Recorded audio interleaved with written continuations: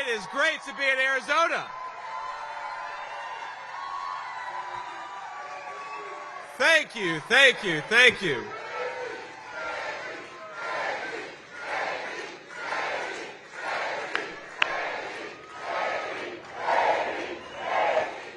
Please, please, thank you all. It is so fantastic to be in Arizona. I.O. Thank you to Charlie Kirk. Isn't Charlie Kirk great? He's done so much for this state and this country. Well, in 96 days, my friends, we're going to take back our country and elect Donald J. Trump, President of the United States. And it's going to start right here in the great state of Arizona, right? Now, we have to remember, just over a month ago, President Trump wiped the floor with Joe Biden on the debate stage, exposing a massive cover-up of the president's mental incapacity, and he saved America from 4 more years of the disaster that is Joe Biden. Now, during that same time, remember this is just a month ago, President Trump accepted our party's nomination with overwhelming support. He held the most successful convention in history. He even took a bullet for the country he loves, but he didn't miss a single day of work. Now, President Trump did all of that in 1 month. Just imagine what he can do with 4 more years.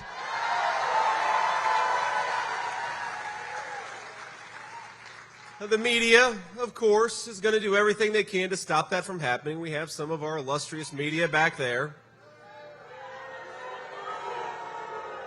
It's okay. Some of them are okay, like 1 or 2. Now, this morning, President Trump attended the National Association of Black Journalists Conference in Chicago. Did you see all? Seemed like it was a lot of fun. But he did that because he's running to be president for all Americans. Now, he's already got record support from black voters, Hispanic voters, union workers, and many other Americans who have been lied to and betrayed by Kamala Harris and the fake news media. And this morning, unlike Kamala Harris, President Trump showed up and took some tough questions. The press treated him the same way they have since he came down that escalator in 2015. They were rude. They cut him off. And they didn't want to hear, much less report, the truth of what he said. So you guys want to hear that truth about Kamala Harris? Kamala Harris is a phony who caters to whatever audience is in front of her. I don't know if you saw this, but earlier this week, look up the clip. She went down to Georgia and started talking with a fake Southern accent. I'm serious. Now, what the hell was that all about? Kamala Harris grew up in Canada. They don't talk like that in Vancouver or Quebec or wherever she came from. Doesn't matter. It's the same new liberal policies, but a different accent, whoever she's talking to. Now, on November 5th, she can go back to using her San Francisco accent because we are going to send her packing and we're going to elect Donald Trump, President of the United States.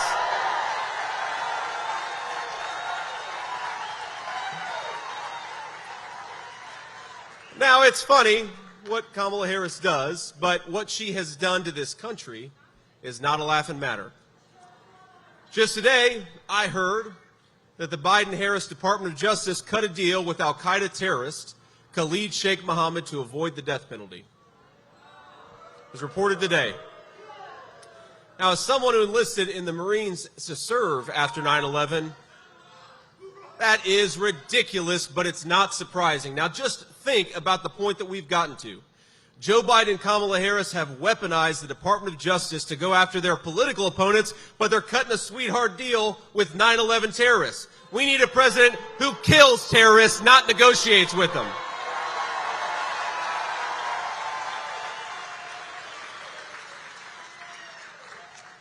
Now, the weakness of this administration, of Kamala Harris's administration, has been a disaster for our country all over the world.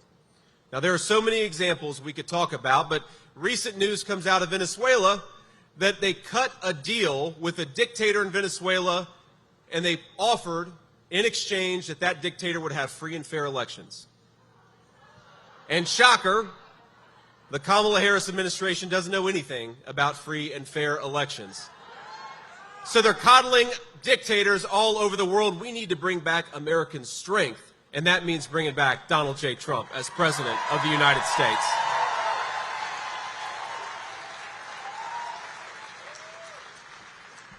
Now, after covering up for Joe Biden's incompetence for 3.5 years, this is a scandal from both the Democrats and the media. Now they're gaslighting us about Kamala Harris's radical record. The media likes to portray her, all of a sudden, she's a sensible moderate. That's what they say. Now, the same media that told us for 3.5 years Joe Biden, who couldn't finish a sentence, was Albert Einstein, now they tell us Kamala Harris is Abraham Lincoln. But anyone who is too blind to see Biden's incompetence, or more likely, too dishonest to admit it, is not fit to serve as our commander-in-chief.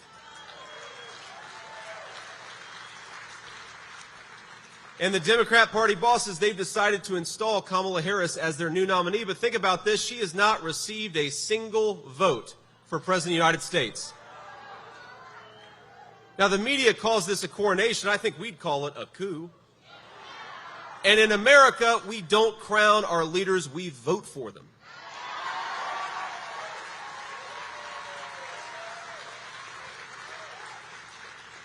Now, I'm going to the border tomorrow, and her record of disaster is clear. 500,000 kids have been trafficked by the Mexican drug cartels because of her policies.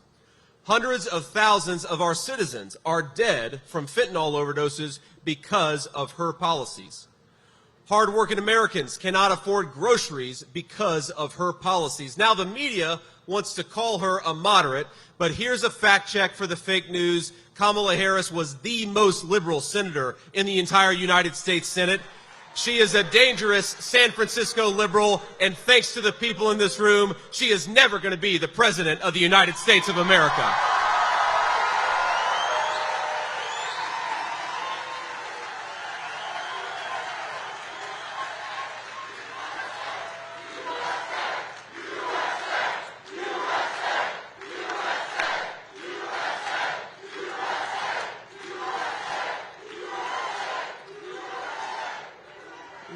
Let us count the ways in which Kamala Harris has screwed up this country over the last 3.5 years. Now, they'll all lie to you about it, the media, but she was appointed the border czar and then unleashed the worst border crisis in the history of this country. On her watch, more than 10 million illegal aliens have invaded our country. And it wasn't by accident, it was by design. They said when they took office that they were going to do exactly what they did. They said they wanted to decriminalize illegal immigration and tear down immigrations and customs enforcement, open up the floodgates and give illegal aliens free health care, and she wanted you, the American citizens, to pay the bill. That's what she said, and then on her very first office, they went to work, but not for you, for them. They suspended deportations. They stopped building President Trump's wall. They reinstated catch and release, and that's how every state became a border state, because they just released these people into our country. Then they fly them first class, give them first-class hotel accommodations. You guys are paying for that, too. Then they proposed amnesty for illegal aliens. They might as well have sent hand-drawn invitations to millions of illegal immigrants all over the world, including, by the way, violent criminals and terrorists. The media lies to you about that, but don't let them. Now, the chief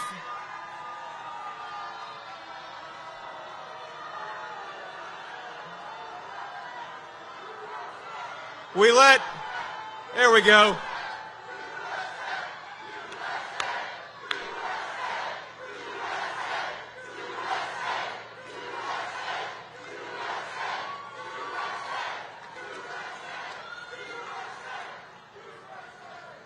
We let one crazy person in out of a crowd of 1,000. That's not too bad, right? Now, what our friend out there doesn't want you to hear, but I'm going to say anyway, is that the Chief of Border Patrol was appointed over a year ago. Our own border czar, Kamala Harris, hasn't spoken a single word to him. How does that make sense? Now, I served in the United States Marine Corps, ladies and gentlemen. My brothers and I, you know what we have? You know what we call that? We call that a dereliction of duty. And now she has the nerve to question the loyalty of me and Donald Trump. Did you see that? Well, here's a message to Kamala Harris. Here's what Donald Trump and I believe about loyalty to this country. Loyalty to this country is closing the border, not opening it up. Loyalty is safeguarding Medicare for American citizens, not bankrupting it by giving it to illegal aliens. Loyalty is protecting Laken Riley, not inviting the illegal immigrant who killed her and took her life. Loyalty is protecting our children from fentanyl, not inviting the drug cartels to deal it in our playgrounds. Loyalty is serving in the United States Marine Corps, something I am proud of. Loyalty is taking a bullet for this country, something Donald J. Trump did. If Kamala Harris wants to see the face of disloyalty, she can look in the damn mirror.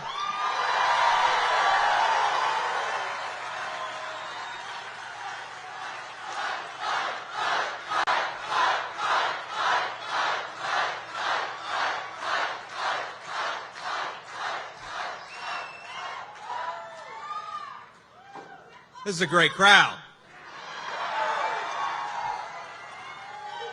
Well, Kamala Harris, let's keep on going, handed out 3 million work permits to illegal aliens who lied and claimed asylum in this country. That turns a blind eye to fraudsters who are destroying American jobs, union and non-union alike, and undercutting the wages of American workers. And I guarantee you, if the failed border czar becomes the president of the United States, she is going to give every single illegal immigrant the right to vote, going to destroy your nation and your say in your own country. And I've got a different message, my friends. If you are in this country, start packing your bags, because Donald Trump is coming back and he's going to send you home.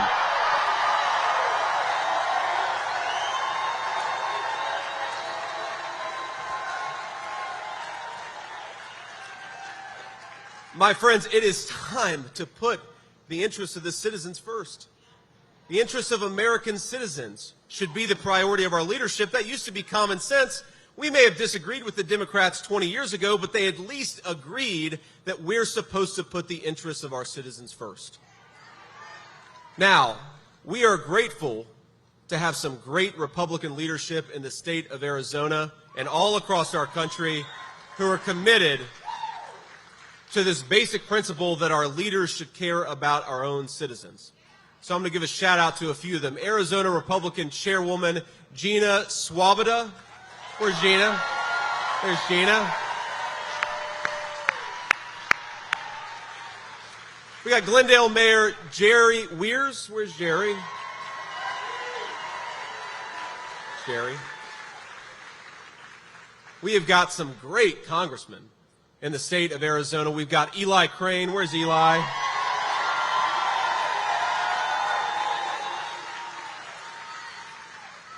Andy Biggs. I saw Andy earlier. Where's Andy?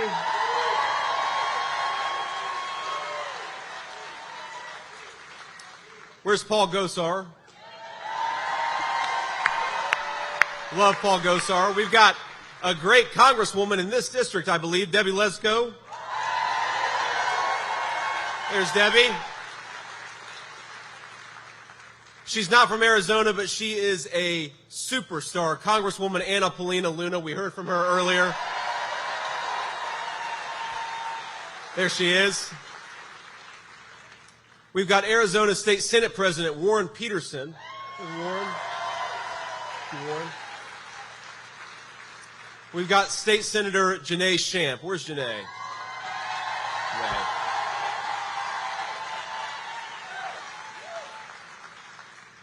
Now, I met Janae earlier, and she said, I said, Janae, call me JD. And she said, I'm not going to do that. I said, okay, Janae, in a few months you can call me Mr. Vice President. How's that sound? Is that all right? Now, before I call up our next guest, I want to just point out what an incredible blessing it is to have a future United States Senator who actually cares about this country and is dedicating to putting its interests first. Now, the reason we know she's awesome is because the fake news lies about her as much as anybody else in this country. She just won her primary, though it wasn't in doubt. Kari Lake, can you please come on up here?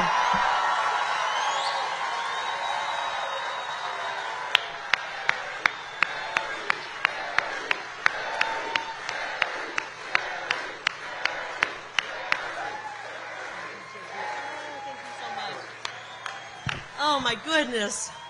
Thank you for that introduction. I love you too. Guys, I'm so excited. I've got goosebumps because I realize what's about to happen in our country. We're about to get America back.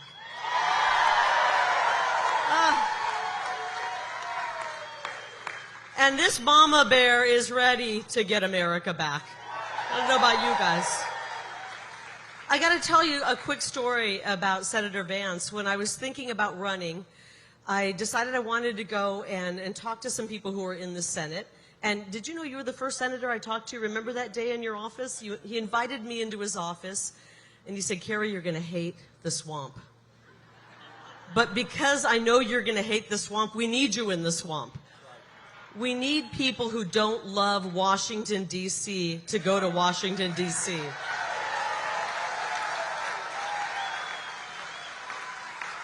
I'm not going there to make a whole bunch of I don't want to make any lobbyist friends. I got enough friends in Arizona. And I want to go there and be a senator much like Senator Vance has been. Somebody who votes for America First policy, even if he's getting the stink eye from some of the swampier people in the swamp. Right? We don't want someone in Washington, D.C. who's going to get there and cave to the lobbyist and the D.C. swamp. We got to have fighters in D.C. I love J.D. Vance because he's in this because he loves his family. He knows the future of this country. We're at a crossroads right now. We either save this country, or as one of our favorite presidents, Ronald Reagan, said, we plunge into 1,000 years of darkness. This man's not going to let us plunge into 1,000 years of darkness.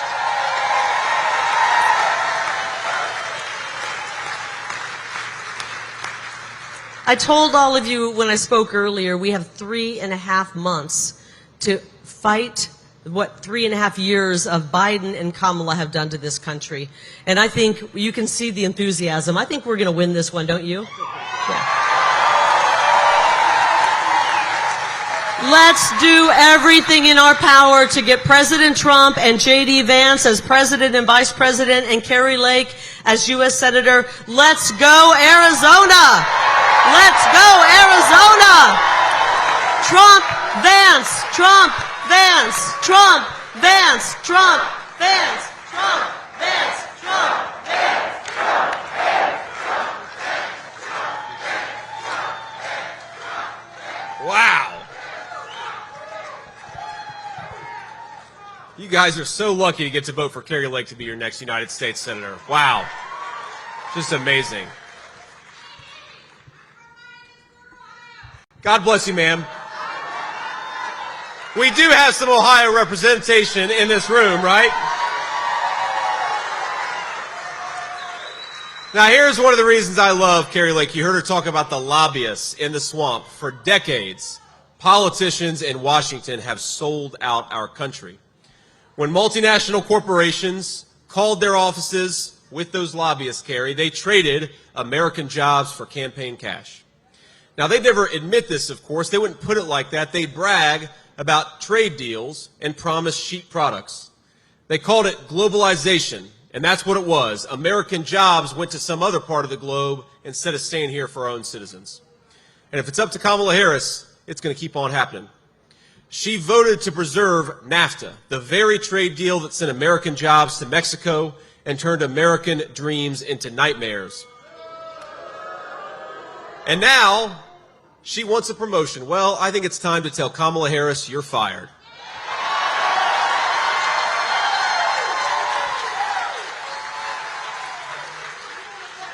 I want the American dream as a goal for our children, and you never hear politicians talk about the American dream anymore. 4 years ago, you did. And 4 years from now, we're going to make more and more of those American dreams a reality. We are going to bring it back, bring the American dream back, build upon it, and fight for it. So let's talk a little bit about what we believe in this room and what we believe on this ticket. We believe that 1 million cheap plastic toys from China isn't worth a single American manufacturing job.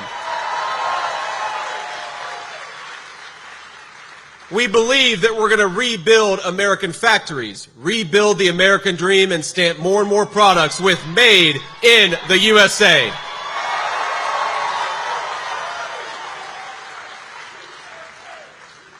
Now, I've seen the consequences of electing failed politicians like Kamala Harris. I've seen it in my own hometown. Because more often than not, it's the ones the Bible calls the least of these who suffer the most under Kamala Harris's policies. Now, some of you know a little bit about my background and my biography, but I grew up in a town that was really struggling thanks to the failed politicians in Washington. And I was able to achieve my dreams. I was able to go to school and join the Marine Corps and build a beautiful family. I've got a beautiful wife and 3 beautiful kids, and that was my American dream. It was always to be a good husband and a good dad. Thank you.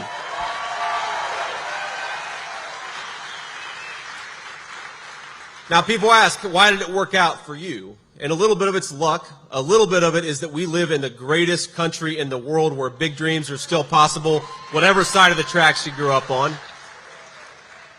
But a little of it, if I'm being honest, is because I had a tough old bird, my grandmother, I called her Mamaw, who stood by me every step of the way.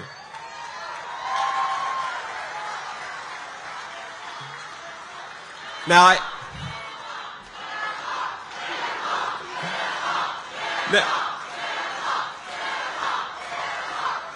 I remember there's so many stories I could tell about Mamaw, but one of my favorites is when I enlisted in the United States Marine Corps. Mamaw was very proud of me, but it was 2003, a time of war. She was not exactly excited about her youngest grandchild going to serve in the Marines. So when the recruiter came over to tell her what boot camp was going to be like, he started to walk up the steps to her porch, and she said, "If you step one more foot on my porch, I'm going to blow it off." And she had 19 handguns at home. That was not an idle threat. So I had a strong woman who made me who I am and gave me the opportunities that I've had. And I know there are a lot of strong grandmas and a lot of strong moms out there. Now, I want to talk about another strong woman, a woman we heard from at the RNC convention. Sarah Workman inspired all of us at the RNC with a story of faith and resilience. So we remember Sarah's story? Y'all watch that? It was amazing. She's a proud Arizonan and a great supporter of President Trump. And Sarah, if you would, I hope I'm not embarrassing you, I'd love if you come and said a few words. Let's give Sarah a round of applause.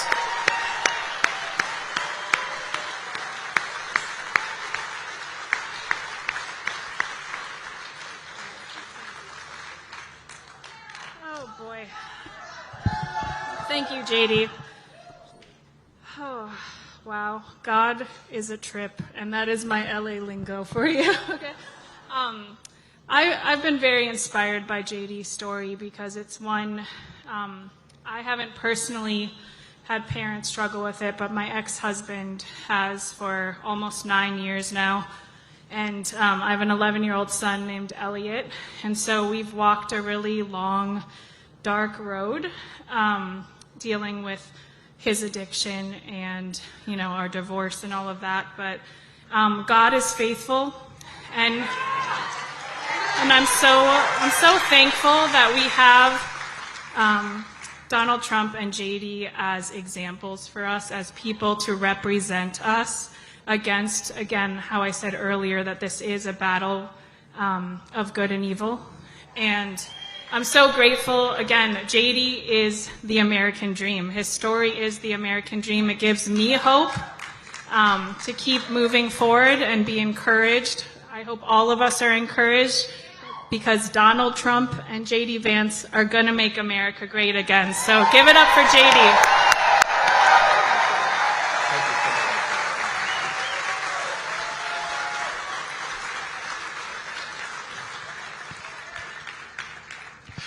Wow. So I had to follow Carrie Lake, and now I've got to follow Sarah. That is a tough act, isn't it?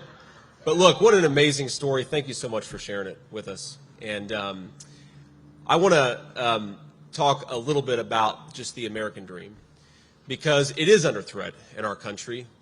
And when I talk about going from a poor family in Ohio to standing up here before all of you, what a great example of what this country makes possible, that I'm here asking to be your next Vice President of the United States, isn't it? I mean, isn't that such a cool thing?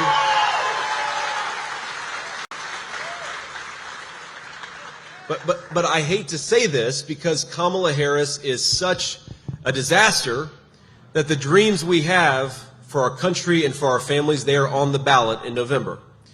And this is why we have got to reelect Donald J. Trump, President of the United States. We've got to do everything that we can to get President Trump over that finish line. The contrast could not be more clear. Kamala Harris's vision is for closed factories and open borders.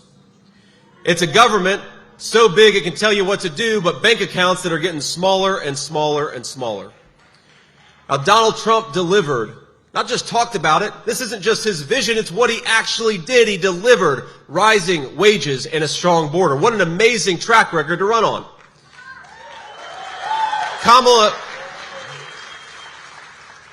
Kamala Harris wants to ban fracking and buy energy from every dictator around the world. Donald Trump wants to drill, baby, drill. Get American energy from American workers in American land. Kamala Harris wants to raise your taxes and make it easier to ship jobs to China and to Mexico. Donald Trump wants to lower the taxes for hardworking Americans and reward the companies that hire American and build American.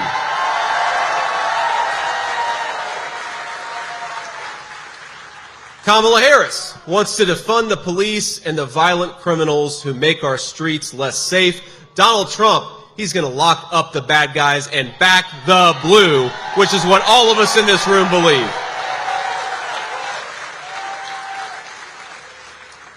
Now, I want to speak to all of you in the audience and anybody watching who's struggling today. If you're scraping by instead of thriving, I know what that feels like. I know what it's like to choose between paying off the credit card debt or buying groceries. I know what it's like to watch families fall apart under financial stress. And I know what it's like to worry that a parent will never kick that habit, that fear that the habit they have, whether it's drugs or alcohol, is going to eventually claim their life. But I also know that our national motto is "In God We Trust," and God tells us to hope and not despair.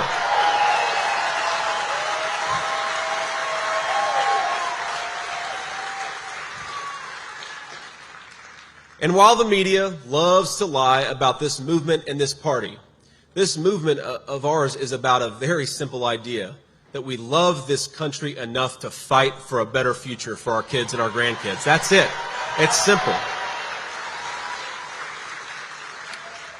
And we all know in this room that the best way to give our people hope for the future, the best way to preserve that American dream, the best way to give our kids that better life is to re-elect Donald J. Trump, President of the United States.